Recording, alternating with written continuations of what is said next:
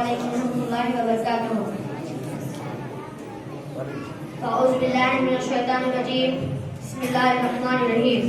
لا اکراہ فی الدین. صدق اللہ العلی العظیم. آج کل پوری دنیا میں ایک شور برپا ہے. پرنٹ میڈیا سے لے کے الیکٹرانک میڈیا تک اس بات کو اچھالنے میں مصروف ہے کہ اسلام دہشت گردی کا مذہب ہے. اسلام آتنکوادی پھیلاتا ہے. اسلام ایک قومی مذہب ہے جس میں انسانوں کا رحم کا جذبہ موجود نہیں ہوتا. مسلمان نسلی اور پیدائشی دہشت گرد ہوتے ہیں. اس شور ہنگامے میں جہاں یورپ، امریکہ، لندن، برطانیہ اور یہودی نصاری پیش ہے، وہاں ہمارے ملک میں ہندوستان کے کچھ سیاسی رہنما ہے. میڈیا اور پولیس بھی اس پروپیگنڈا میں کسی سے پیچھے نہیں. چنانچہ حال ہی میں ہندوستانی مسلمانوں پر دہشت گردی کا دھبا لگا کر ان کے ساتھ جو ناروا سلوک کیا گیا ہے اس کے تصور سے روح کانپ اٹھتی ہے. بھاگلپور فساد میں تھا اور ہریانہ میں مسلمانوں کے ساتھ زیادتی، گجرات میں مسلمانوں کو قتل عام، آسمان میں بمباری، بیٹل ہاؤس انکاؤنٹر، مکہ مسجد بم بلاسٹ، اجمیر بم دھماکے، اوقاف، پہلوان اور تبریز انصاری جیسے بے قصوروں کا سر عام قتل.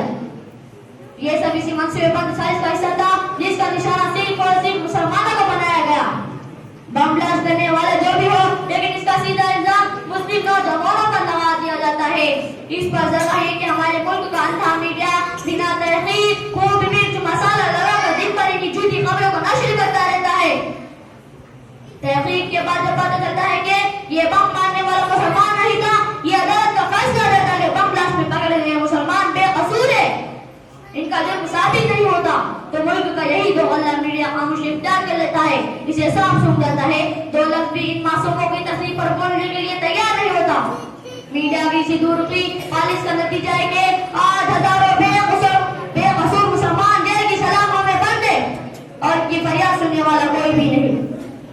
آج ٹوپی ڈالنا، کرتا پہننا، امامہ لگانا، داڑھی رکھنا دہشت گردی کے طور پر مشہور کر دیا گیا.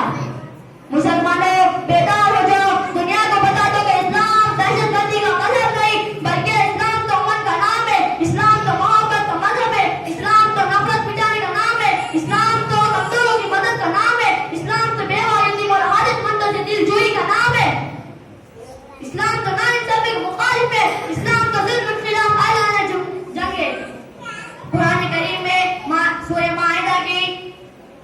مائدہ کی ایک آیت میں ہے جس کا ترجمہ یہ ہے جس نے کسی جان کو بلا قصور کسی جان کے مارے بغیر اور زمین میں فساد پھیلائے بغیر قتل کرتا ہے، گویا اس نے سارے انسانوں کو قتل کر ڈالا. اور جس نے ایک جان کو بچا لیا گویا اس نے سارے انسانوں کو بچا لیا. ذرا سوچئے، جو اسلام انسان کا اس قدر احترام سکھاتا ہے، ظلم کرنے والوں کو معافی کی تعلیم دیتا ہو، بچوں بوڑھے کے ساتھ شفقت کا حکم دیتا ہو، پڑوسی بھائی اور رشتے داروں کے حقوق بدلاتا ہو، جو انسان تو انسان جانوروں کو بھی بے قصور جرم قرار دیتا ہو. اس دین کو دہشت گردی کا دین کہنا، اس مذہب کا آتنکوادی سے جوڑنا کتنا بڑا جرم اور کتنی بڑی ضرورت ہے.